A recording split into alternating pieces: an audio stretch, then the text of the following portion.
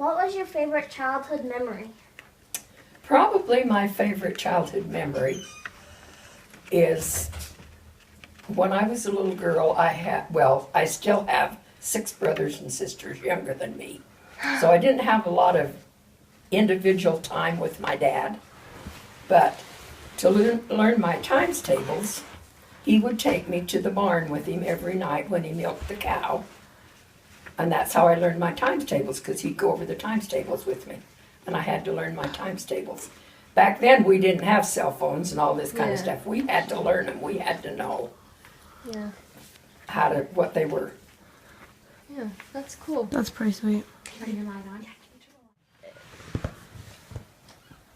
It was, when I was young, when I was like you kids and younger, that I had my own pony.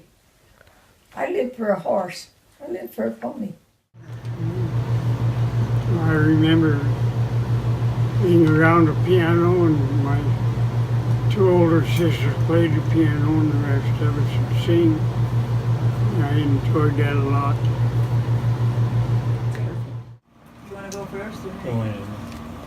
One of mine is my grandmother had a player piano. And you could put just paper rolls in it, and it had little pedals in it. And we could just pretend we were playing that piano with these beautiful, that's one of my childhood memories. What's one of yours? Well, we were born during the Depression, and I remember a lot of times we didn't have a lot to eat, so we'd eat just bread and milk or something. But had a lot of activities with other ward members because you didn't have any television. Some of us had a radio, so there was a lot of association with other people. We also had we'd have to get our lessons done first. We lived right around the corner from the ice skating rink. And we'd go there ice skating every night almost. And they'd play music, And my grandma lived right across the street, so we'd put our skates on, just walk across to the ice pond, meet lots of people from the other schools, So that was one of my other ones too. Childhood memory? Mm-hmm. So, I guess riding my horse Where would you ride it? Where out you? on the ranch. We had a ranch out on Fremont Island. And that's where we used to, go out there to work. Well, I guess it's kind of an embarrassing thing. When I was 5 years old, I wanted to be a cowboy, and I learned how to twirl a rope, and I thought I learned how to sing. And my cousin asked me if I'd be on the assembly at the Beaver High School. And I said, sure.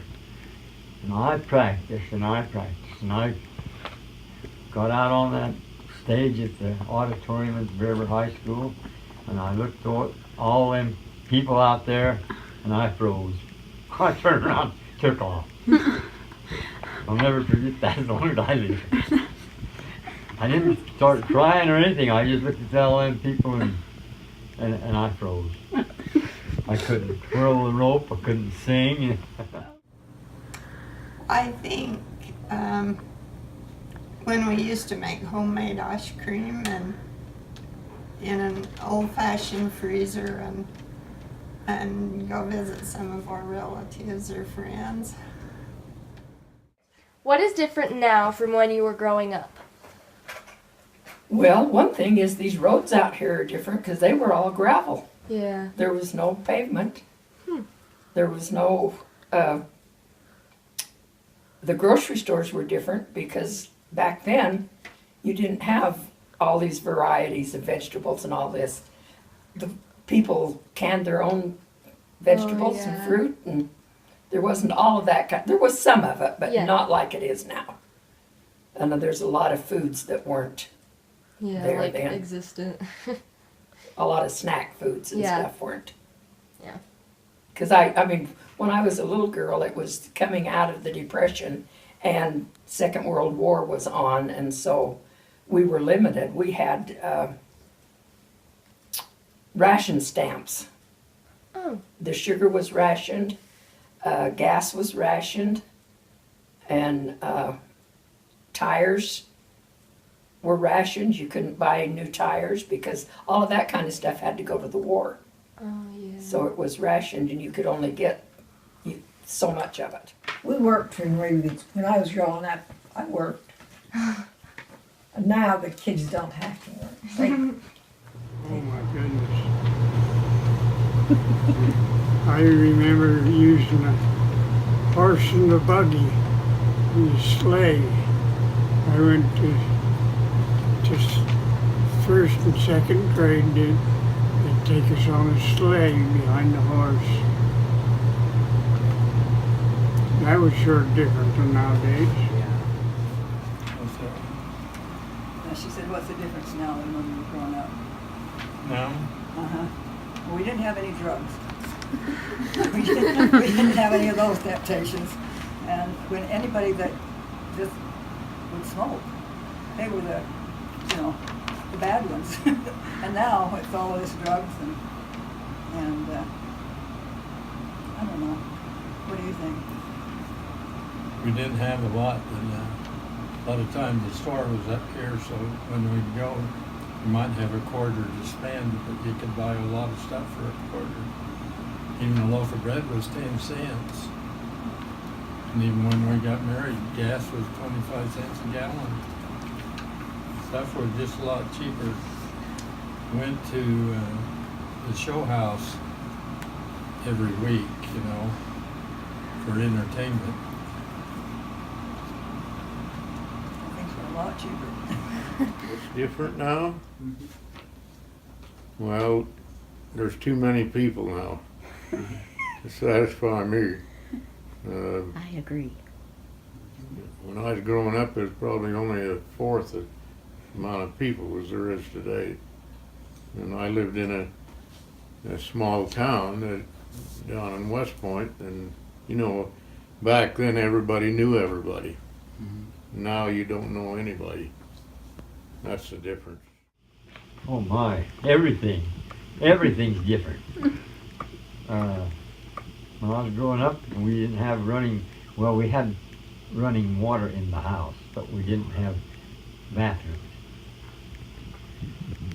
And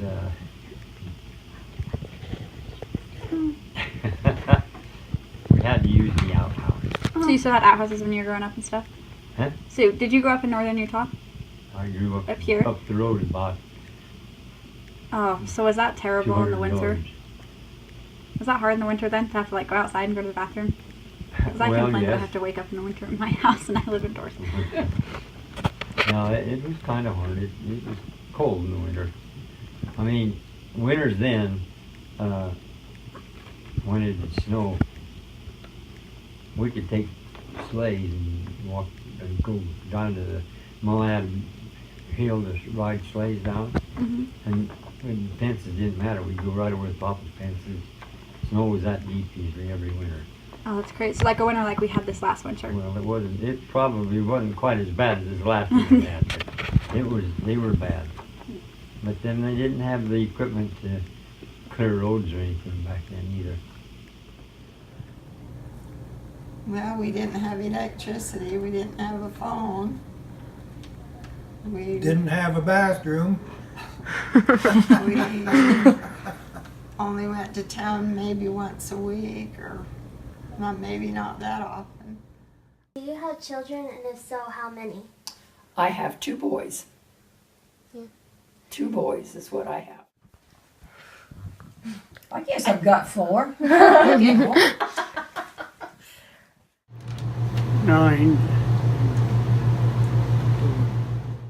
We have 3. A girl and 2 boys. 2 boys live in our ward. I have 5, and my wife has 5. I have 11 children. 4 of them are stepchildren, but they're mine. 6. We have 3 boys and 3 girls. I'm a grandma and I'm a great grandma. How many grandchildren do you have? I have seven grandchildren and 7 great grandchildren. Dang. My oldest great grandchildren is the same age as you guys. Oh, yeah. Holly. Yeah. Hallie, she's my oldest great grandchild, and my youngest one is about 6, 7 months old. Yeah. Yes, I'm a grandma. How many grandkids do you have? Yeah, The paper says 7. Is that right? that's probably right. 33 and 25 great-grandchildren. Yes, we are, grandparents and great-grandparents. How many grandchildren do you have? We have 8 grandchildren and 16 great-grandchildren. In fact, our oldest great-grandchild just got a call to go on a mission. He's leaving the end of August. Am I a grandparent? Yes. I'm a great-grandparent. How many grandchildren do you have? 20? About 12. Oh, 12. About 12. And about 12 great-grandchildren. Yeah, 12 of each. Yes. How many grandchildren do you have? 47. Holy. So, is it true that everybody says that the grandkids are better than the kids? Yeah, they're better than my kids were. Are they more fun than your own kids? Have your grandkids? I'm not around them very much, my grandkids. They're all married and have kids of their own now. Yeah, I think we are. And a great-grandparent. We How have many- 23 grandchildren and Twice that many. about 54 great-grandchildren. What is your favorite part about being a grandma? Having my grandkids come to see me, Yeah. being able to play with them. I got a little 4-year-old that loves to play hide and seek with Grandma. Oh, yeah. But he thinks that I ought to be able to get down and crawl on the floor with him and hide in places that he can hide. He loves to hide behind the couch. When he hides, that's where he hides, is behind the couch. And he thinks Grandma ought to be able to get down and crawl behind the couch with him, and Grandma can't do that. Oh, so you mean that? Yeah, I like to sew. I like to sew and You sew for your grandkids sometimes. What do you make? dresses. Dresses? Dresses. That's I cool. Make pillow slips for my grandkids. Well, I guess I'd like to see my grandkids succeed. When they do well, and that's the best thing could happen. Oh, I think doing things with them. We used to take them camping. We took them to the cave over to Bear Lake. Just anything that could make memories for them to think we were pretty good grandparents. Maybe not the best, but pretty good. We had a trailer, and sometimes we'd take them to Bear Lake and different places. Not having to tend the kids.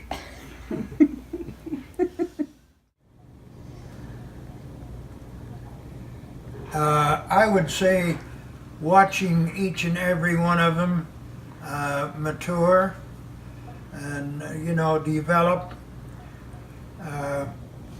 in every way, and try to encourage them to stay close to the Lord as we try to do. Teach them to pray, right from wrong, Just tell them we love them. and show them love. Okay, what did you do for a living? Basically, the 3 main things that I did was I was a waitress. Oh. I worked in a sewing factory, and then I worked as a teacher's aide. Those are the 3 main things. What grade did you Yeah. teach with teacher aide? That it was an aide. Uh-huh. 3rd, 4th, and 5th. Did you like that? mainly the 5th grade is what I worked mainly at 5th grade. I loved it. What grade was your favorite? Which was my favorite? You know what grade? I don't know that I had a favorite. Yeah. I had teachers, certain teachers that I liked working with better than others, but Yeah. I don't know that I liked them all. I don't mean that I didn't like any Yeah. of the teachers, but personalities and whatnot Yeah. are just I loved to work with the kids. What did you sew in your factory? The first place I worked, we made coats. I Like- worked at Brigham yeah. Apparel, and we made coats there, basically. And then the next place I worked was at Tremont Sportswear in Tremont, and we made, I won't say sweatpants because they were more, I don't know what you'd call them Like now. stretchy pants? The looser sport pants. Yeah. Yeah. Joggers? Joggers and that kind of thing. T-shirts, jackets. I just helped on the farm. You worked the school lunch for a while. Oh, yes, I did. What did you do on the farm? Just pretty much everything? I just done whatever farm kid had to do. Tell them what you used to raise. You raised sheep and pigs and Yeah, I was in the 4-H when I was a kid too. And I raised sheep and I raised pigs. Everything that a farmer has. And a school teacher. Where at? Taught school 2 years in Perry and 24 years in Honeyville. I've always been a farmer. I even helped. We were buying the farm, and so we could afford a lot of help, you know, so did a lot of it too. Is this your land? Now our son's running it. He's running. When I was growing up, I was a rancher and farmer, and then my dad bought a well rig in 1961, and I worked for other places in between helping him on the well rig. So, and then I ended up building me a well rig in 1978, and that's what I did the rest of my life, mainly. Well, I started out as a dairy farmer, and when I come back from the military, I was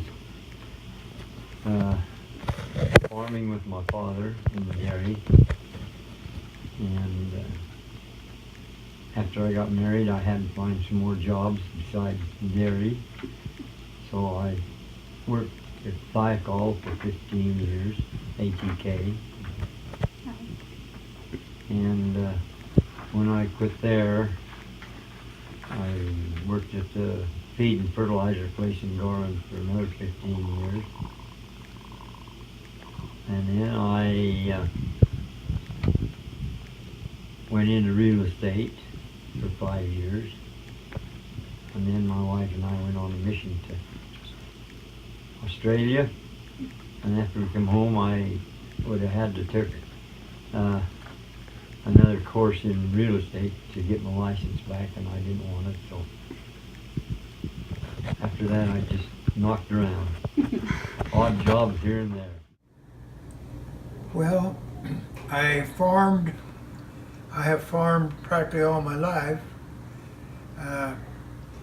but just because the farming game was hard to buy a farm and the machinery to run the land, you almost needed a job away from the farm to make the farm survive, to pay the indebtedness of the farm. So I worked at 2 different places.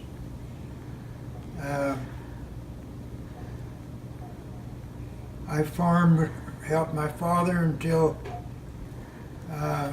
my 5 stepbrothers became old enough to help with the farming. And by that time I was married and had 2 or 3 children. So I went and got a job at Hillfield in electronics.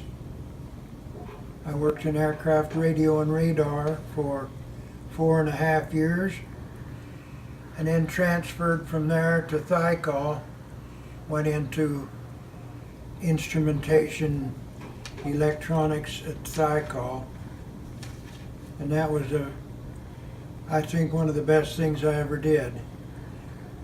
I learned about electronics a lot, and I got worked my way into the instrumentation transducer design part of Thiokol. And that's one of the best jobs. We worked right with the engineers. There was 10 of us designing little transducers for Thiokol. And if yours was the best transducer out of the bunch that you designed, then they would mass produce 25 or 30 of them and rigorously test them, and then send you wherever they wanted to use that transducer. And I had the chance of going with 2 test engineers down at the Cape in Florida, and they used my transducer for two weeks on the space shuttle, on a phase of the space shuttle, in measuring minute things. And that's as far as I need to go there, but that was one of the best jobs I ever had. What do you like to do in your spare time? Well, Work. you work. That's the main thing. I work. I like to work. I like to. You said you liked reading. What kind of books do you like to read? Some romance books, but church books. I like to read. Like to read the church books. That's good. Like to read history, like the church histories. Yeah. Life stories of the presidents and that kind of stuff. Yeah, that's fun. Do a lot of reading, and I garden some in the summertime. Not a lot anymore. There's just 2 of us, so not much need to do.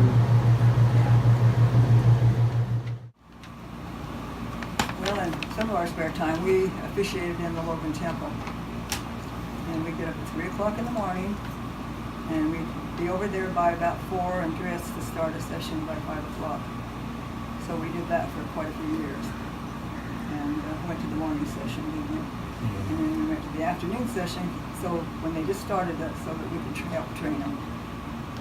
That was some of the things we did. For activity, we used to go skiing almost every week, sometimes twice. Well, twice a week we take the kids, we outfitted all 3 of our kids. We'd go one day with the children, and then we'd go another day with all the people in the valley, Tremont Valley and around here, and then we'd all go in a lodge and have lunch together. And so we got to know quite a few people in the Tremont area from that, so that was one of our... No, we like to play the guitar, and we like to go to Jackson, listen to the Boar J Wranglers and the Boar T5. We just love going up there. I don't have any. What do you do that keeps your time occupied?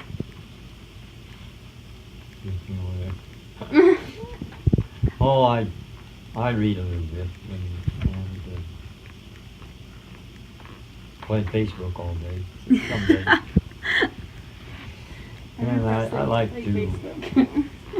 like to go out to have dinner once in a while. Where's your favorite place to eat? Oh, if we eat in Logan, my girlfriend and I, we usually go to Arctic Circle. Sometimes we'll go to this more, what is it? South Golden End of Corral? Logan. Huh? Not Golden Corral. No. Chuckarama. Yeah. Chuckarama. We like that. But over here, I like to go to the JC's. JC's is yummy. I love That's a JC's. good place to eat. Yeah. And last Monday, I went and picked her up. She's having a hard time with her granddaughter, and so she's just really stressful. Mhm. And I picked her up. I said, "You need to get out away from here and go for a ride." So I went and picked her up, and we go. She used to live in Field Mhm. years ago, about 20 years ago, Oh, nice. and we just drove around Fielding, over to Belmont, and go through Garland, and out through Tremont, and out to Bothwell, and Penrose, and Thatcher, and just drove. And then we came back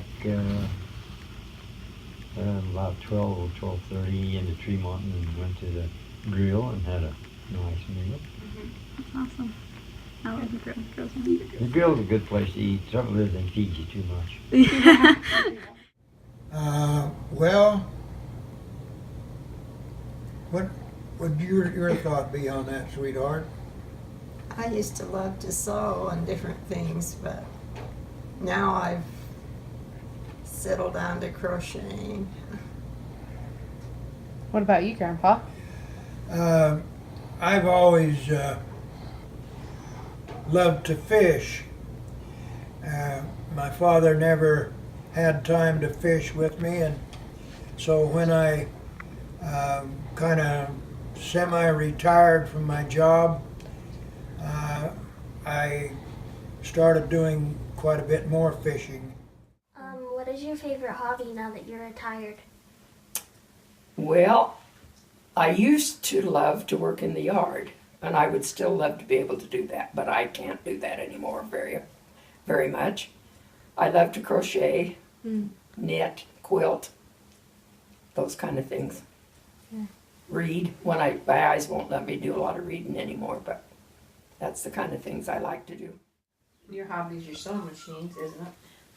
Yeah, I'm still, that's my hobby is sewing and Are we reading?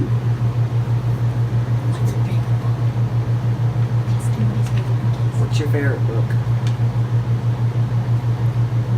There's lots of books.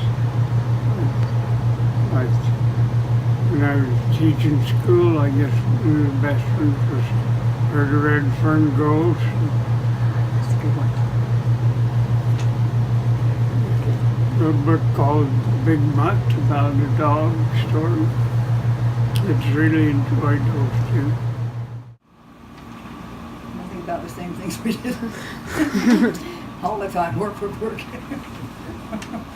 Besides doing the other things we did. We used to like to take the grandkids and go with the kids and go up in the mountains and hike and look for dropped antlers. And take a lunch, and we'd eat a lunch, or if we were by Owen Bear Lake by a cafe, we'd go into the cafe. I would spend a lot of time looking for antlers. You make a little money at it, besides it's interesting, and see what you find. I guess playing my guitar. Well, it was golfing, but I can't golf anymore because my shoulder's gone. I'm terrible at golf. So I sold my golf. I gave all my golf balls to my boy and Sandy and West Jordan. And last Sunday, Ron King's granddaughter came up and I sold her my golf clubs and bag. Because she's left-handed and she was using her Sharon's right-handed golf club. I don't know how she was golfing using it. I don't know how you golf that way. Yeah, same. When I bought this set of golf clubs, I bought them from a guy I was working up at Belmont Springs, Camperville Road, and I paid $50 for the set and the bag. And first time I took them out, I grabbed the putter, got on the green and grabbed the putter, and it was a right-handed putter. Oh no. I turned around, went back to the clubhouse and got a left-handed putter and put it in my bag, and that's the one I had to use the rest of the time. And when my boy came up from to go golfing with me one day, I said, here's your right-handed putter, I can't use it. That's awesome. But other than that, I really like to work in the temple, but my health won't let me work there anymore. Health and age. Well, my favorite hobby, I guess, would be music. I've always played the xylophone, but I've added to my list as time has went on, and I do a total of 571 songs by ear, and I have that many song titles in a book. You take the book and pick out what you want to hear, and that's what I'll play for you. I never look at music, it's all by ear. The count of the 571 songs is like this. I do 125 of our LDS hymns. That's a little over 1/3 of the book. Those song titles are listed in my folder, and you take that folder and pick out what you want to hear, and I'll play that one for you. 125, that's just our LDS hymns. And I do Spanish, Irish, Hawaiian, patriotic, love song, and I do 42 Christmas songs. Oh my goodness. And I program all over. I done a program yesterday in North Logan at a big retirement center there. I do one for them once a month. Have done for many years. Anyway, and this little sweetheart here, she is you can't believe what she does with sewing and crocheting. Yeah. She is fabulous. What are your thoughts on today's electronics, like our phones and our computers and our tablets? They're wonderful.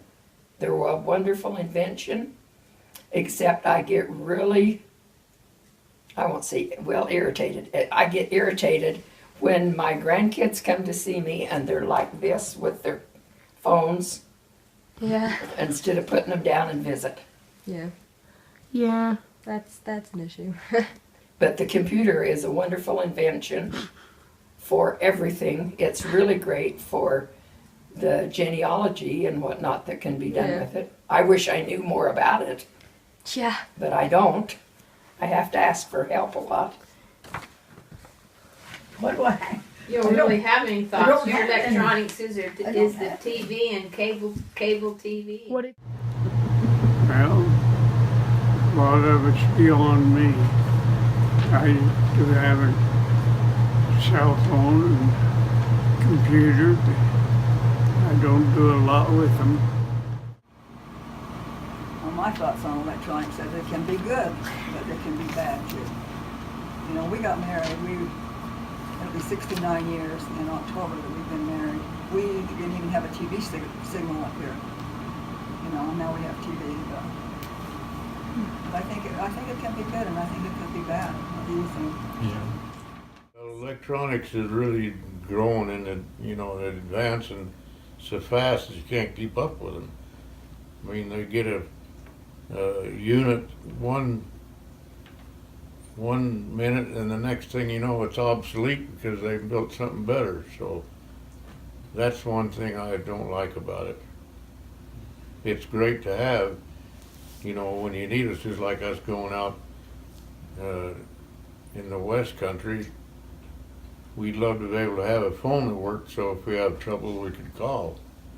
We don't always have that, but we have guys that go with us that's got phones that work, so that makes it pretty nice. Well, they're wonderful. Yeah, they're wonderful. I enjoy it as well. They have their drawbacks though. Always. you go to a store now and buy something, they don't know how to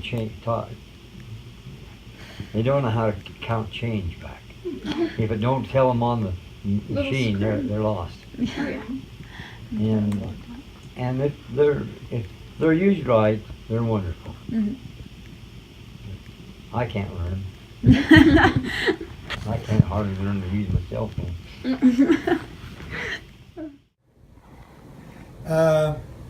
My thoughts is all is good. The only thing is I hate to see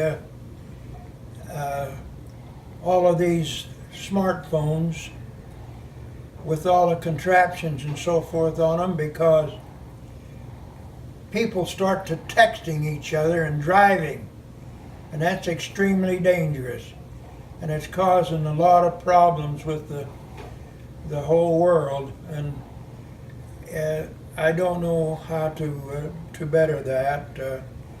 As time goes on, you know, they just have seems like more electronic things, and it's good, but it in a way it isn't. What was your most embarrassing moment? Or now, like. Whichever. Well, probably my most embarrassing moment that I can think of offhand was we were swimming at Crystal Springs. It was a Sunday school class that was swimming at Crystal Springs. And my swimming suit, the top, tied in the back. And we were jumping around in the water. Well, I jumped up and the tie had come loose in the back of my swimming suit. Oh no. That's not good. That's embarrassing. At a Sunday school class, that was embarrassing. Yeah.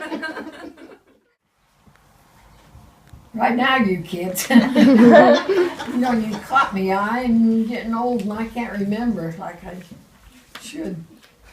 That's embarrassing, not being able to.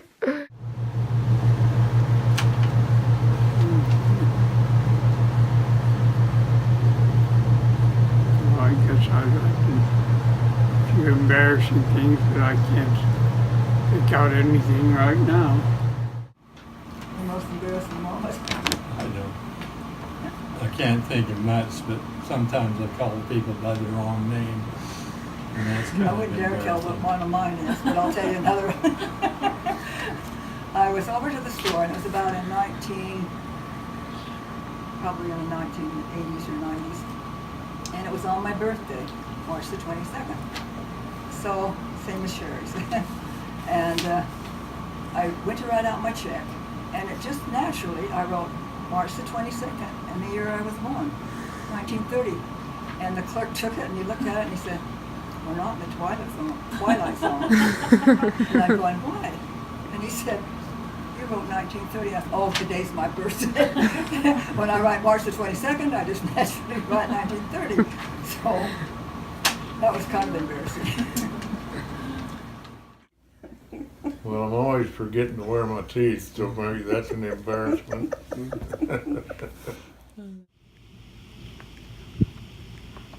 I don't know. I'm partly embarrassed. It's a good way to be. It's a good way to be. I don't know. I've been trying to think about that ever since you rubbed off this all. It's okay not to have an embarrassing moment. Yeah. That means that you're just willing to laugh at yourself. Yeah. Right? Right. Better to be laughed with than laughed at. Right? I had an embarrassing moment last week when we got through the grill. I told Benny, I said, "I gotta go to the restroom." And I said, "Well, let's order first." And while we were getting there, I'll go to the restroom. So I went into the restroom. And while I was in there, I heard this lady, and then the next one, you know, well, I guess she's taking her little boy in there to use the bathroom. When you find out, I'm like, opening one out, I turned around and looked, and it went in the women's restroom instead of the men. All I seen was that the WO on the women's was blacked out and it just said men. Oh my God. I didn't pay any attention to the insignias on the door. That's awesome. That's so funny. It was a little bit, it would have been more embarrassing if she'd have come in where I was. Yeah. I've had too many to share, I think. I remember we were in the third ward once at a blessing, and I had a tiny baby, and it was back when we had glass baby bottles, and I had the baby was holding this full bottle of baby milk, and he threw it, and it broke all over the foyer and on people's feet and everything else. It was quite a turmoil. What is one piece of advice or words of wisdom you could give to the youth of today? I think you kids are going to have to be a lot stronger than I was as a youth because of what the world conditions and what you have to face. But I would tell you to listen to your parents, follow the truths and whatnot with the church that you know that you should be following. I think that's the best advice I could give you is just stay strong in the church, pick good friends, stay strong with your friends, but pick good friends, friends that'll uplift you as well as you uplifted them. Read your scriptures. Keep the commandments. Those two things, you'll be happy. What's some advice you would give the youth today? Some advice? I think live your life when you're little, like you are, and your kids are growing up.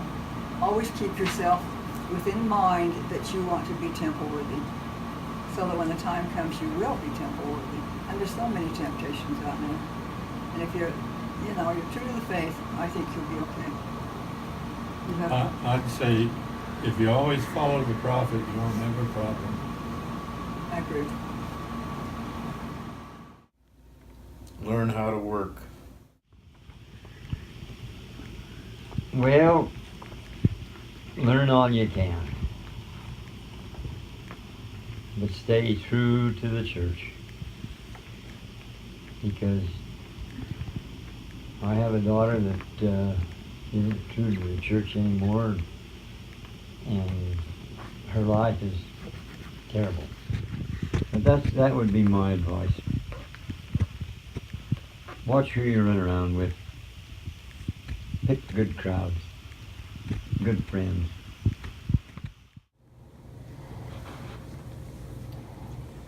I would say if they really want to amount to the best of what they're capable of doing, if they would stay in school and try and get the very most you can out of school, and stay close to the Lord with in every way, they'll really do themselves proud as they grow up, because that seems to be that's a necessity. Have a good education, both in school and in the gospel. I think we need to stay close to the Savior and remember to say our prayers, and we need to remember that Satan is really working hard, and we need to be fortified with the love and security from our Heavenly Father to fight this. And I I think we need to love our family more and do the things that we know are right. Tell us about your Christmas village, Luann. Tell you about my Christmas village? Yeah. Well, I love my Christmas village. It covers, well, it's 5 layers tall on the top and 3 layers on the bottom rocks. And I keep it up for quite a while. In fact, I just took it down, my grandson come and helped take it down just, 2 weeks ago, 3 weeks ago. Yeah. So. How long did it take you to collect all the pieces that you have? I don't know. And I still try to add at least one thing to it every year. I used to be able to add houses, but there's no room for any more houses. Do you know how many houses you have? About? Too many to count? I think there's about 40, 45, something like that. Oh my goodness. Yeah, it's pretty amazing. And tell us about your ceramics and stuff, how you paint them. Well, I used to love to paint ceramics. That was a fad that kind of went through at one time. And I do have lots and lots of for all the different holidays of ceramics. Do you have any out right now? You haven't brought any in out of the shed, so I can put them out. Yeah. I'll to bring some out for 4th of July. Yeah, we got to get the 4th of July. But they're pretty amazing. You have some pretty really are. mad art skills, Luann. Yeah. But it was fun. You don't hear about people painting ceramics anymore, but at one time that was a big thing, and it was fun. Is there anything else you'd like to tell us or say? I can't think of anything that I should tell you. What should I tell you? What do you want to know? Anything. Did you live on a farm? All my life. Well, except for 3.5 years I lived in San Diego, but other than that. What kind of animals did you have? Well, when I was a little girl, my dad was still doing part of his farming with horses. So we had a team of work horses, and I had a horse, a riding horse. She was kind of a family horse, but she was stubborn. I was telling Kim the other day that she'd get the bit in her mouth when she decided that she was through with us riding her. She'd put the bit in her mouth and she'd either run us up against this haystack and pull us off, or run us under a tree limb or under the clotheslines and knock us off. She's smart. But we rode her bareback a lot. And 4 or 5 of us would be on her. And she'd get tired of it and knock us off. But she wasn't a real tall horse. She was kind of short. So, my Elvis story. When I have met Elvis twice. Elvis Presley twice. Talked to Elvis Presley twice. Really? I got on the train. Back then, all the movie stars had their own private railroad car. How they traveled, they hooked the railroad car to a train. So like a limo. And that's how they traveled. I mean, when they were going cross country, they didn't fly. They had a railroad car that was theirs, a private car. That's really And I got on the train in Ogden, was headed to California, and there wasn't very many people in this railroad car where I was sitting, and I heard a noise coming from behind me.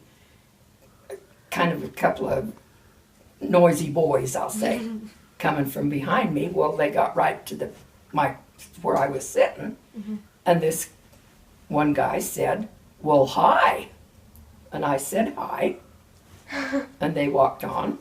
Here come the conductor. "Did you know who that was?" And I said, "Yeah, it was Elvis Presley." He says, "Well, they've gone to the snack car." I says, "Okay," and the conductor says, "Aren't you gonna go?" And I said, "No." So in a little while, they came back through the car, and they got right to my seat, and he stopped, and he said, "Well, hi." And I said, "Hi," and here come the conductor. He says, "They've gone to the dining car." I says, "Okay." He says, "Aren't you gonna go?" I says, "No." That's my 2 conversations with Elvis Presley. Oh, man. And they took his car off in Las Vegas. He had a show in Las Vegas, and they took his car off in Las Vegas. That's crazy. That's pretty cool. And I have shaken hands with, no, I'm not going to tell you, President Truman. After he was president, we were in Kansas City, Missouri, where he's from, Oh, yeah. standing in line to go into this restaurant, and here come this little guy down the line, shaking everybody's hand, and he shook our hands. He didn't stand in line, he went right in the restaurant. But it was ex-President Truman. And then I have talked person to person, knee to knee with Marion D. Hanks when he was an apostle. Oh. So that was kind of interesting. Yeah, that's cool. That is cool. I talked to him at the LDS hospital when Dwayne Jones, who's my brother-in-law, was in there really sick. So, how old were you when, like, the Depression and everything was happening?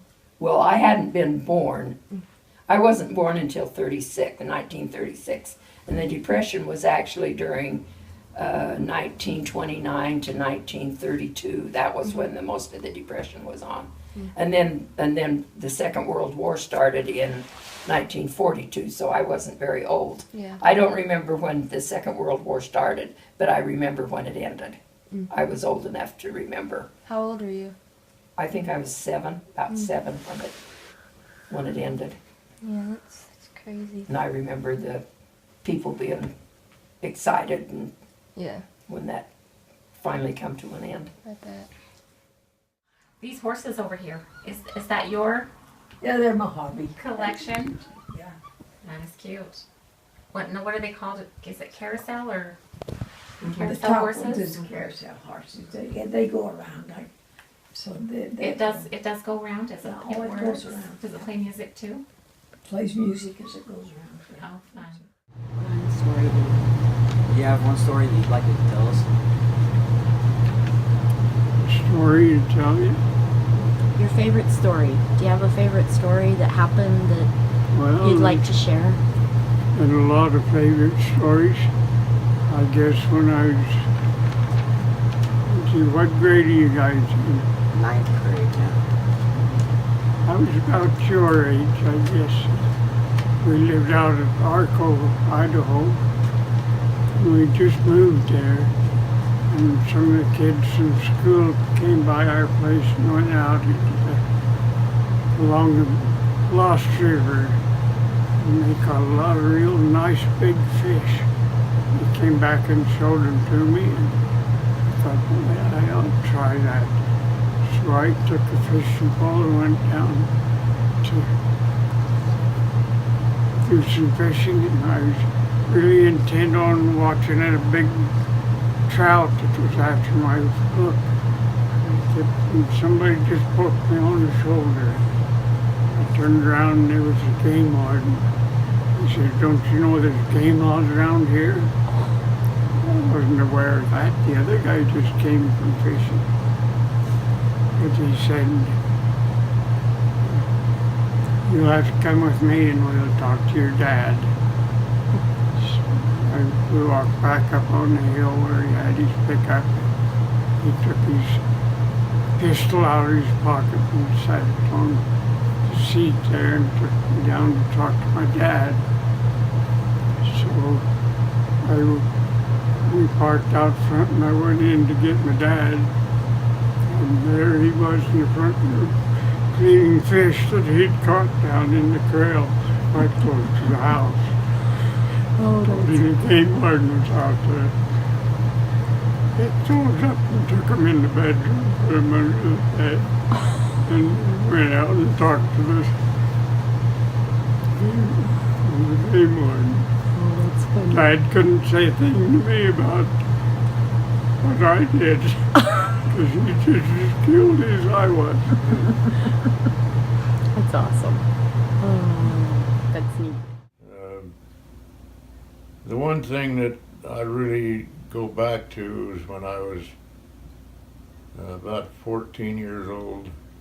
That's what these guys are right now. Oh, yeah, my dad bought a Mustang horse that grew up out on Promontory. And this was back in 1948, 49 when we had that bad winter. After the winter was over, I was able to take that horse and make it my own. And that was something I really enjoyed, because that horse became a one-man horse. I was the only one that could do anything with him. And that made me, being that age, made me feel pretty special, you know. That's cool. So that's one of the things that I really reflect back to.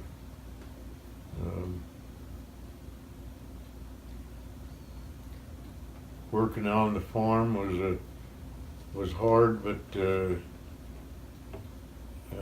was satisfying. You put in a good hard day's work, you could look back and see things that you got done, and that's always a good feeling to know you've accomplished something.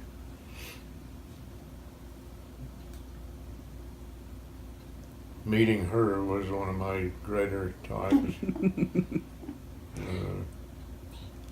She's the best thing that's ever happened to me. She's really taking good care of me, especially when I get down and sick, you know. And that's always good to have her to look after me and see to my needs.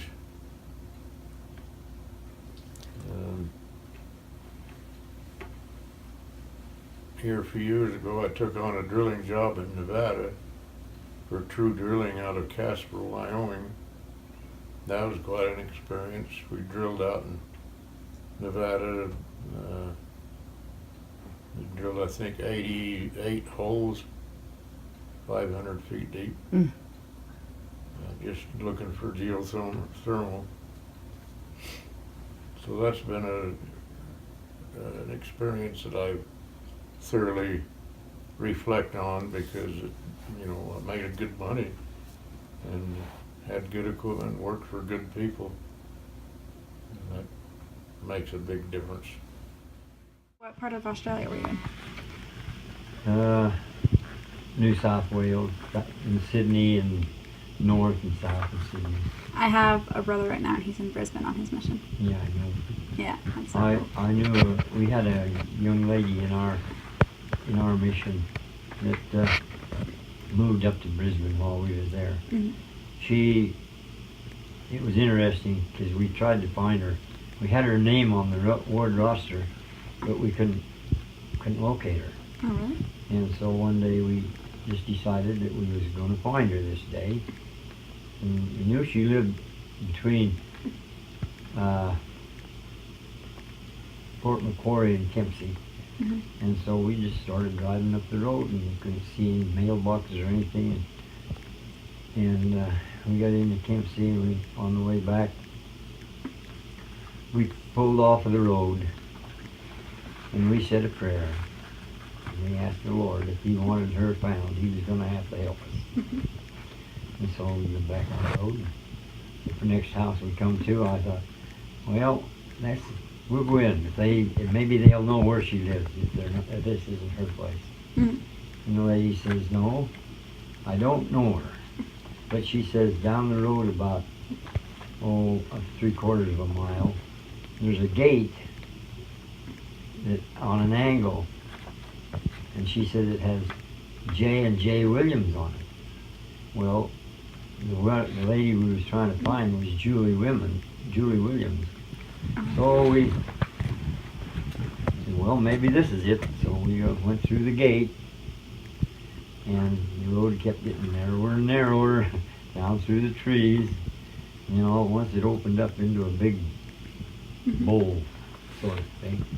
And on one side there was a post that says nudist colony. On the other side it says naked women ahead, naked people ahead.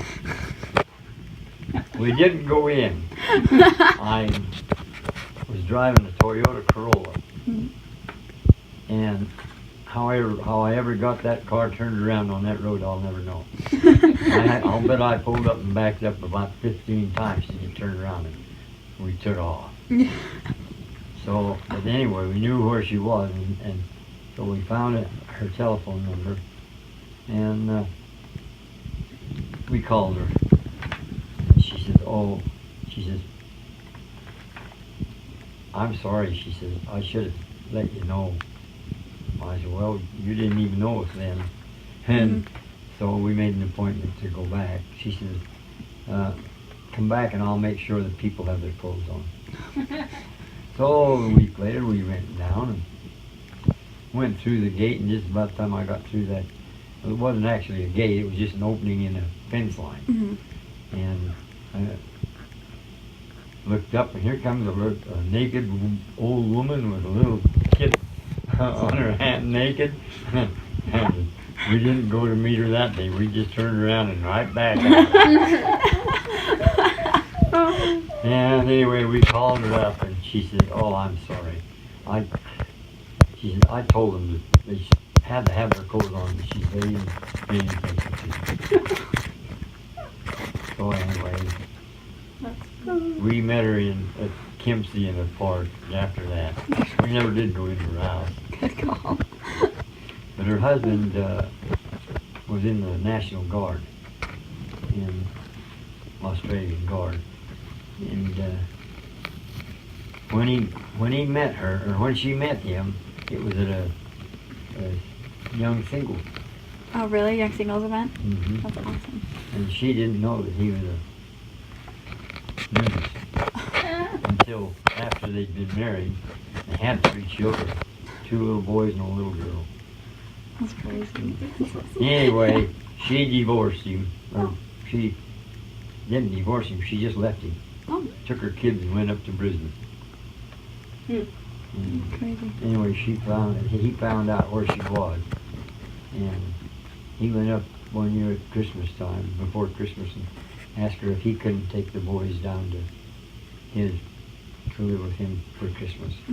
So she let him, and to my knowledge right now, she still doesn't have the boys. Oh no. She still got the little girl. Oh, that's so sad. But they excommunicated him from the church, and I guess she divorced him. I had a very, responsible, I guess you might say, job at Thicol at one time. I was up, I was supposed to have the day off, but someone that I mean, it was on a Saturday, and I was supposed to have the day off, so I went fishing up to Newton Reservoir. That's this side of Logan, you know where Newton is. Anyway, I was up there fishing, and I looked up from my fishing boat. I was out there going on the lake, and my wife was over on the bank waving her arms, and so I hurried over there with the boat over to see what was going on. She says, "Thicol is called and you're supposed to work in the instrument room. Just as fast as you can get there." So I had to load my boat, and we had the 2 outfits up there then, you know, and we hurried back to Thatcher where we lived, and I went right out to Thicol. They test fired a section of a missile at 1 o'clock, and I worked in the instrument room with the countdown. And that was quite an interesting job, but it was, you know, responsible to a point, I guess you might say.